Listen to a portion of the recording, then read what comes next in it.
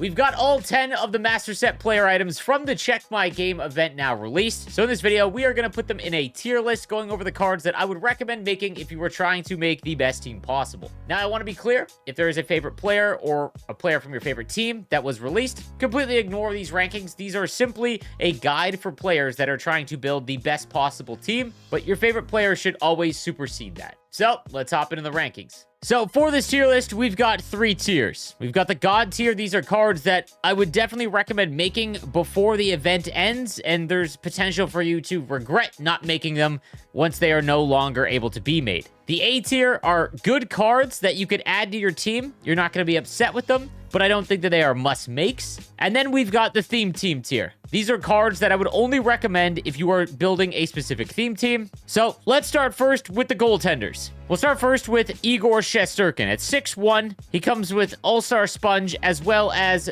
Specialist Showstopper. He has great speed, which in my opinion is the most important stat for goaltenders at 88 overall. However, his aggression is one of the highest in the game at 84. In NHL 26, there are a lot of high aggression goaltenders over 80 overall, and aggression is a personality trait more than a rating. Having 99 aggression does not make you better than other players. It makes you far more aggressive, so they come out further in their net. And for how the game is played online, that has been shown over the years to be a detriment, not a positive. So if you were looking to add a goaltender to your team, I would definitely not recommend Igor Shesterkin. He is firmly in the theme team tier. However, there is one caveat. You can pair a Russian or a New York Ranger. Shesterkin just happens to be both. If you pair him with one of those, you will get 5 more ability points to your lineup, which is impactful, but definitely wouldn't recommend. There are far cheaper options if you are looking to just activate this line combo. Next up, we've got the 85 overall Linus Ullmark at 6'4", 215. He's got All-Star dialed in and recharge, 86 speed, and 82 aggression. Now, he is a little bit bigger. I've actually tested out Ullmark in Wildcard, and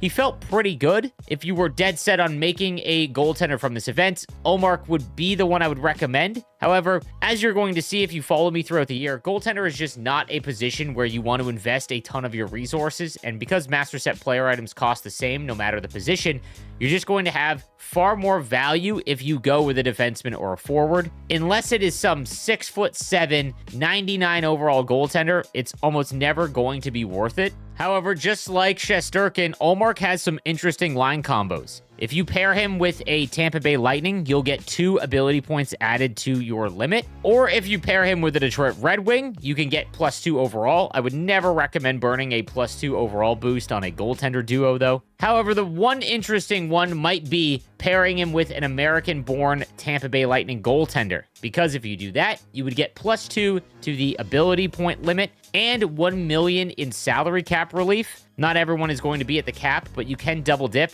The only American goaltender currently from the Tampa Bay Lightning is the 75 overall John Graham. Again, I think there are better combos, but if you were to get Ullmark, I'd recommend getting John Graham because it gives you a little bit more for having that combo. So Ullmark goes into the theme team tier to join Shesterkin. Next up, we've got the 85 overall Auston Matthews at 6'3", 217. The left-handed center comes with All-Star Quick Release and Specialist Big Rig. Now, his skating does feel quite sluggish. At 86 speed, 85 excel, and 83 agility, he is just not ever going to have that breakaway speed that a lot of the player base has already surpassed, but he is a difference maker with his shot. Even though he is only high 80s, low 90s on his wrist shot, quick release, and just Auston Matthews in general, his cards have a different shot.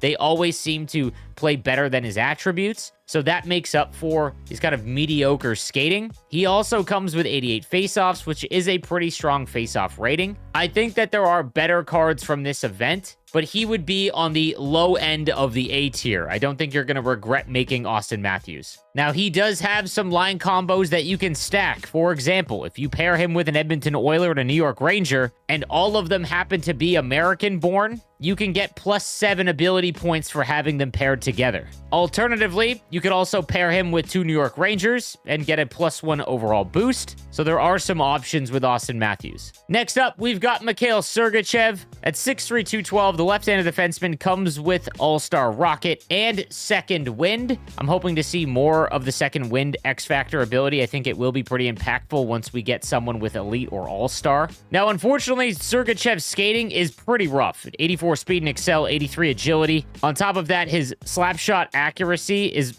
under 80 overall. Rocket does help out with that. His deking is only 79, so you're really not going to stick handle well with him either.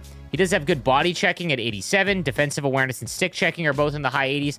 I think the real issue here is that they made him with offensive abilities like Rocket, but they made him statted out to be more of a defensive defenseman. If they gave him truculence or stick him up, something along those lines to kind of help out defensively, I think he might have been a little bit more impactful. But for me, Sergachev is in the theme team tier. The right-handed defenseman from week 2, we've got the 85 Erik Karlsson at 6'1", 186. He's got all-star wheels and specialist tape to tape.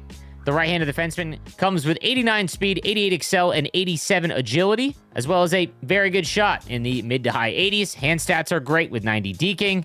Obviously, defensively, he's a bit of a liability with only 80 body checking and 82 defensive awareness with 85 stick checking. But I think his offensive abilities kind of supersede that, as well as the line combinations that you can use Erik Karlsson in. So, for example, you could pair him with a Buffalo Sabre, like Rasmus Dahlin from this event, and get a +5 AP boost to your team. But I think the main one is going to be pairing him with a Detroit Red Wing to get a +2 overall boost to his stats. A really popular one is the alumni Nick Lidstrom, which I think makes Erik Karlsson extremely effective. Now, because of that really low defensive awareness and the fact that he doesn't have extremely high-end speed, like Brock Faber's faster, I think he is in the A tier, but he's borderline on the higher end if you can get Nick Lidstrom. Sticking on defense, we've got the 85 Brent Burns at 6'5", 228. Great size, obviously, with All-Star Warrior, as well as Specialist Rocket, with 84 speed, 84 excel, and 83 agility. Obviously, a sluggish skater, and only 79 endurance. His shot is 90 power, 80 accuracy. He's got great body checking and 88 overall. But again, his defensive awareness is quite low at 83. For anyone that doesn't know, defensive awareness is the stat that indicates how well they are going to be at intercepting passes. For defensemen, it's easily one of the most important. The Warrior ability, in my opinion, just isn't effective enough yet. Until we start seeing full teams of truculence, it is a pure counter to truculence. I just don't think that it gives enough of a boost. There are other abilities that you'd want to activate over it. And Rocket, in all honesty, from my experience with Rocket, it just drills the bar no matter what. So it's fun, but I don't think it's an S-tier ability by any stretch. So for all of that, Brent Burns would be in the theme team tier for me. On to Jack Eichel, one of the more popular ones from week 1. At 6'2", 206, the 85 overall right-handed center comes with All-Star quick release, as well as specialist edges. 2 very good abilities, 89 speed, 91 excel, and 85 agility. He's always a very good skater. Only 80 endurance, which isn't detrimental, but it's not great. He's got a good shot in the mid-80s. Same with his hand stats, with his deking at 87. Body checking is only 80. I think the real letdown here is that Jack Eichel only has 70 faceoffs, meaning that he is a pure right-handed winger, and that really makes it difficult because when you're trying to build a competitive team, they really need to fit in even more specific roles because of the line combination system now. If you could have some flexibility and put him at center, I think it would raise his value even more. But for me, he's in the high A tier. He is one of the best cards from this event, but just short of that S tier must-make status. The cover athlete, Matthew Tkachuk, at 85 overall, 6'2", 202. He comes with All-Star Truculence, as well as Specialist Unstoppable. Now, Unstoppable, if you've been watching me play, is one of my favorite abilities. It allows you to absolutely devastate people with reverse checks.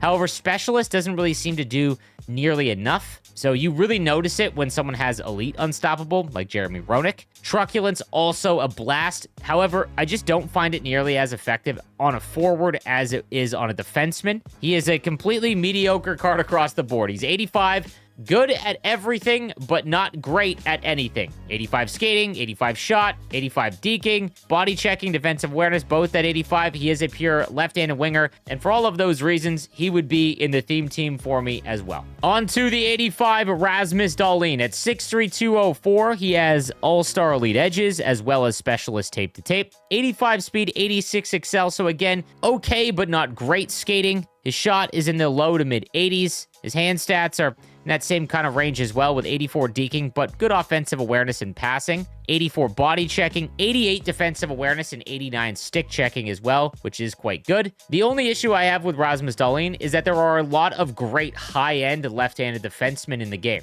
However, like I mentioned with Erik Karlsson, he does have some unique line combinations that make him quite good. 5 AP if you pair him with a Penguin. You could also pair him with a Tampa Bay Lightning and get a +2 AP boost. Or you could pair him with a Detroit Red Wing and get a +2 overall as well. So there are quite a few good line combinations that you can utilize Rasmus Dahlin with. But again, the reason why I don't think he is a god tier must-make card is because I would prefer Paul Coffey. I would much rather prefer Miro Heiskanen, and even Zdeno Chara if he's paired with a Boston Bruin. I would rather have any of those. So I wrestled with this one. I think he is in the low A tier. I don't think you're going to regret it. He's borderline on the theme team tier for me just because I think there's a lot of options, but I'll put him in the A tier. And then lastly, we have the 85 David Pastrnak. At 6'2", the right-handed winger comes with All-Star Quick Release as well as Specialist Elite Edges, 89 speed and excel, 88 agility with 90 endurance, as well as one of the better shots in the game. 91 and 92 on his accuracy, and 86 and 89 on his power. He's got 90 deking across the board. He is one of the best right-handed wingers in the game. Now, here is the caveat. He is firmly in the A tier. In my opinion, the best card from this release. However, if you have Joe Sakic and Marcus Naslund, or a different combination if you want, and you can get his +2 overall boost, I think he then goes into the god tier level from this release. Obviously, not everyone is going to be able to complete those line combinations, but those cards are both able to be made. You don't have to just purchase them. So if you are able to get the Avalanche and Swedish-born player onto that line, getting the +2 overall boost, I think David Pastrnak at 87 overall is in the god tier. So as you can see, there isn't a ton of must-make cards from this event. There are a lot of interesting ones in the A tier, but a majority of this release is in the theme team tier. What I would recommend is, again, if you can make Pastrnak and put him on a line to get his line combination activated, I would definitely do so. I also wouldn't fault anyone for going Jack Eichel over Pastrnak or Matthews or Karlsson, but it's an event where I don't think you need to make multiple MSPs. So because of that, what I would recommend is to just try and make as many 82 overall cards from the sets for future events. So for example, if you've already made a master set player, but you're getting daily collectibles and you'll be able to get another 82 overall check my game item that's untradeable, I would do this just so you have another 82 overall for a future release. Let me know what you think in the comments section down below and the cards that you've tried out and your experiences with them. I'll see you guys next time. Have a good one.